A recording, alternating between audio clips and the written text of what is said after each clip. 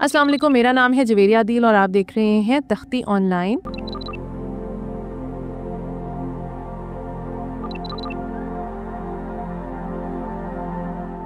आज हम एक हैरत अंगेज और अनोखे तजुर्बे के बारे में बात करने जा रहे हैं। इस तजुर्बे के दौरान साइंसदानों ने चूहों के डीएनए में सिर्फ एक जीन को बदलकर इसे इंसानी जीन जैसा बनाने के बाद फिर से चूहों में दाखिल किया। इस तजुर्बे के नताइज हैरान कुन थे, जबकि साइंसदान अभी तक इन नताइज को मुकम्मल तौर पर समझने की कोशिश कर रहे हैं। ये जीन नोवा-1 नामी प्रोटीन पैदा करता है, जो साइंसदानों के मुताबिक शायद ये बता सकती है कि इंसान इतने मौसर तरीके से बातचीत कैसे करते हैं। मुमकिन तौर पर हो सकता है कि यही वो वजह हो जिसकी बदौलत हम पेचीदा ख्यालात का इजहार कर सकते हैं और अपनी सोच को अल्फाज में ढाल सकते हैं। आइए इस दिलचस्प लेकिन गैर मामूली रिसर्च को आसान अल्फाज में समझने की कोशिश करते हैं। इस वीडियो में जितनी भी मालूमात फराहम की जाएंगी, इन पर शाया होने वाले आर्टिकल्स का लिंक वीडियो की डिस्क्रिप्शन में डाल दिया गया है। ये रिसर्च योको तजीमा और इनकी रिसर्च टीम ने मिलकर मुकम्मल की है। इस रिसर्च में एक प्रोटीन पर फोकस किया गया है जिसे नोवा-1 के नाम से जाना जाता है। ये प्रोटीन आरएनए मॉलिक्यूल से जुड़ी हुई होती है और नोवा-1 जीन के जरिए बनती है। दूसरी कई प्रोटीन्स की तरह ये प्रोटीन भी दिमाग के कामों में, खसूसन दिमाग की नशोनुमा में अहम किरदार अदा करती है। साइंसदानों ने इस जीन पर काफी तहकीक की है क्योंकि इसमें खराबी मुख्तलिफ दिमागी बीमारियों की वजह बन सकती है। नोवा-1 को एक मास्टर जीन रेगुलेटर के तौर पर जाना जाता है, यानी ये कई दूसरे जीन्स को कंट्रोल करता है। अगर इस जीन में कोई मसला हो जाए तो ये दिमाग के संगीन मसाइल पैदा कर सकता है। 2014 की एक तहकीक से ये बात मालूम हुई कि दर हकीकत ये जीन किसी न किसी तरह 90% इंसानी जीन्स को मुतासिर करता है। हाल ही में साइंसदान खास तौर पर ये जानने में दिलचस्पी ले रहे हैं कि नोवा-1 जीन दिमाग पर कैसे असरात मुरतब करता है। जब ये जीन बनता है तो ये न्यूरॉन्स के अंदर आरएनए को दोबारा तरतीब देता है। इससे न्यूरॉन्स की साख, इनकी तश्कील और नशोनुमा का तरीका बदल जाता है। 2 साल पहले की एक तहकीक में ये भी पाया गया कि नोवा-1 दिमाग के एक अहम हिस्से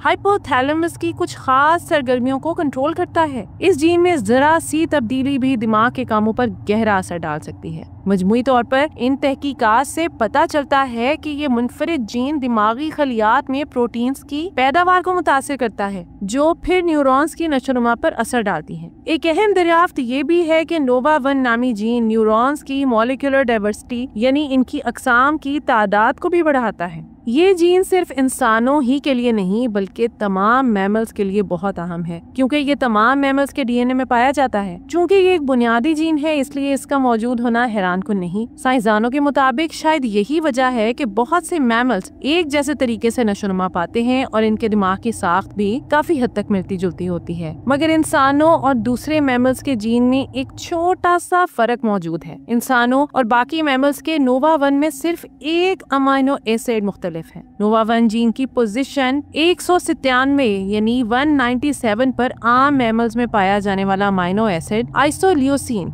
इंसानों में विलाइन अमाइनो एसिड से तब्दील हो चुका है। ये तब्दीली बज़ाहिर तो मामूली लगती है, लेकिन इसकी वजह से इंसानों में बनने वाली प्रोटीन दीगर मैमल्स के मुकाबले में बिल्कुल मुख्तलिफ होती हैं। इसी फर्क की वजह से कुछ साइंसदानों का मानना है कि शायद नोवा-1 जीन इंसानों को मुनफरिद बनाने, खसूसन हमारे बोलने की सलाहियत में अहम किरदार अदा करता है। कई सालों से इसे मुमकिन तौर पर लैंग्वेज जीन समझा जाता रहा है, क्योंकि सिर्फ इंसानों में ही इसकी ये खास किस्म मौजूद है। ताहम इस नजरिए पर अब भी बहस जारी है, क्योंकि एक और जीन FOXP2 भी माजी में होने वाली तहकीकात में बोलने और जुबान सीखने की सलाहियत से जुड़ा हुआ पाया गया है। FOXP2 एक ऐसा जीन है जो दिमाग, दिल, फेफड़ों और डाइजेस्टिव सिस्टम में पाया जाता है। ये बहुत से रीढ़ की हड्डी वाले जानवरों में मौजूद होता है। दिलचस्प बात यह है कि एक तजर्बे में जब ये जीन चूहों में शामिल किया गया तो इनकी आवाज और बोलने का अंदाज बदल गया, यानी वो मुख्तलिफ अंदाज में बोलने लगे। ये तहकीक 2009 में शाया हुई, जिसमें पाया गया कि इंसानी FOXP2 जीन ने न सिर्फ चूहों की आवाजें तब्दील की बल्कि इनके रवैये में भी अजीब तब्दीलियां आईं। चूहे कम क्यूरियस हो गए और इनमें खुशी का एहसास भी कम होने लगा, क्योंकि इनके दिमाग में डोपामीन हार्मोन कम पैदा हो रहा था। ये तजुर्बा बहुत अहम था क्योंकि इसने जुबान और राब्ते से जुड़े दूसरे जीन्स को आजमाने की राह हमवार की। यही वो सलाहियतें हैं जो हमें इंसान बनाती हैं। पहले साइंसदानों को लगा कि FOXP2 शायद लैंग्वेज जीन है, क्योंकि इसमें तब्दीलियां बोलने की बीमारियों से जुड़ी हुई थी, लेकिन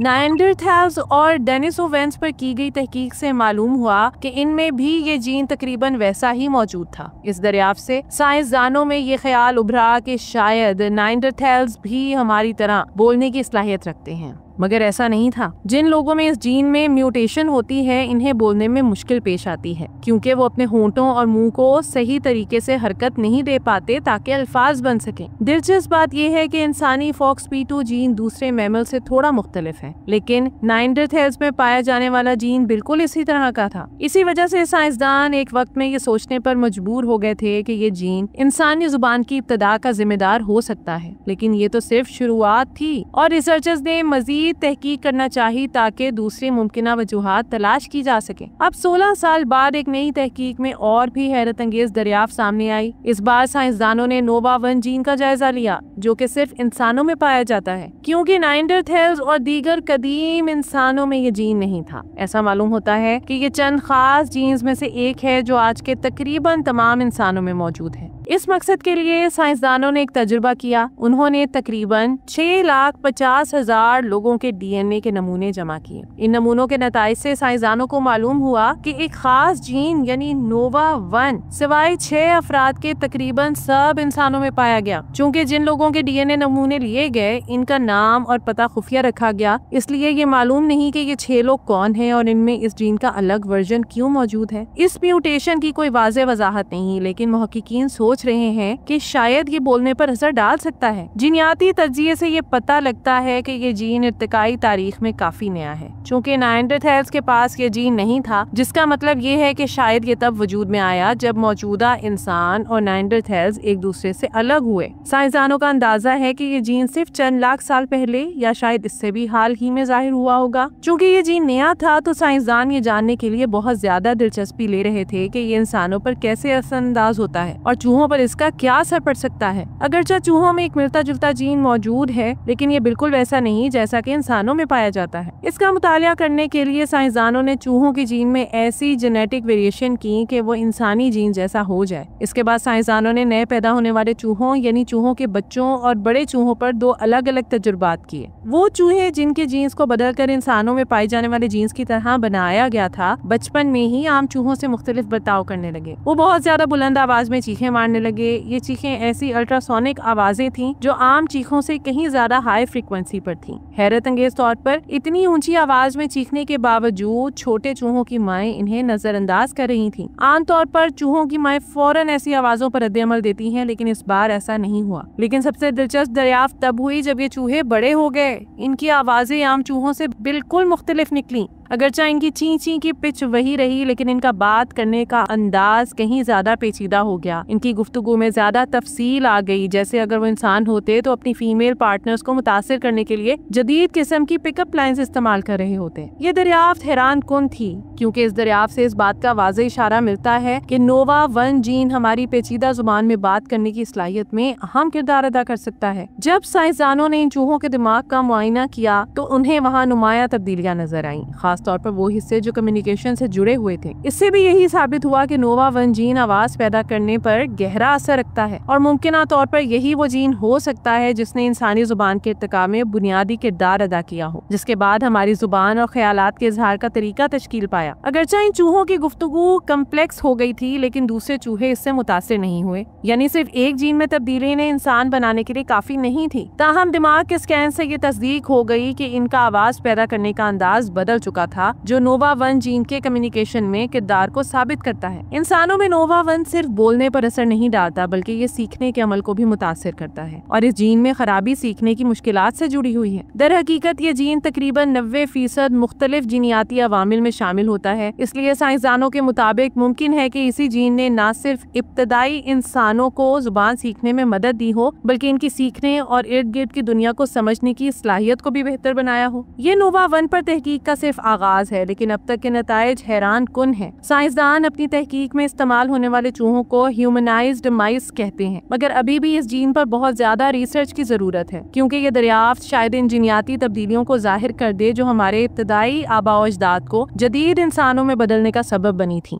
तो ये थी आज की वीडियो। उम्मीद करती हूँ कि ये वीडियो आपके लिए बहुत इन्फॉर्मेटिव और दिलचस्प रही होगी। आपसे गुजारिश है कि वीडियो को लाइक करें और ऐसी ही मजीद दिलचस्प इंफॉर्मेटिव और एजुकेशनल वीडियोस के लिए हमारे चैनल तख्ती ऑनलाइन को सब्सक्राइब करके बेल आइकॉन को भी लाजमी प्रेस कर लें। शुक्रिया। मिलते हैं ऐसे ही किसी नई वीडियो में। मुझे दीजिए इजाज़त। अल्लाह हाफिज।